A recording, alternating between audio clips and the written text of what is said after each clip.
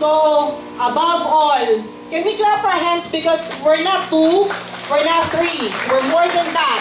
Let's clap our hands for the Lord because I know He's here right now, right? Now let's close our eyes. Panginoon, maraming salamat po sa gabing ito. Tunay, Lord God, na Ikaw ang dahilan. And You made all things possible, Lord God. Na nandito kaming lahat ngayon. At kundi dahil sa lakas, sa talino na ibinigay mo sa committee, Panginoon, hindi magaganap ang pagtitipon na ito. Lord, this is not an accident, Panginoon. Ikaw ang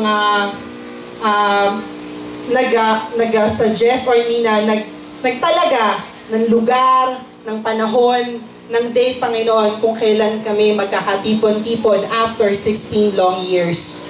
Lord, tonight, as we also bless the food, Panginoon, bless every hands that prepared everything for this tonight's gathering.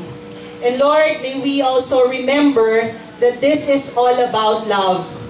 Love, Lord God, that we learn from our very own home and the love na siyang nag-mold sa amin way back sa aming alma mater, Colegio del Buen Consejo, Panginoon.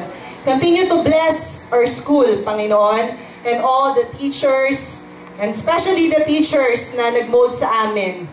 Panginoon, 16 years, we have all our trials, our success, and failures.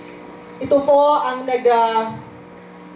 gumawa sa amin upang kami maging ganap na mga professional or housewives or whatever we are ngayong gabing ito, Panginoon.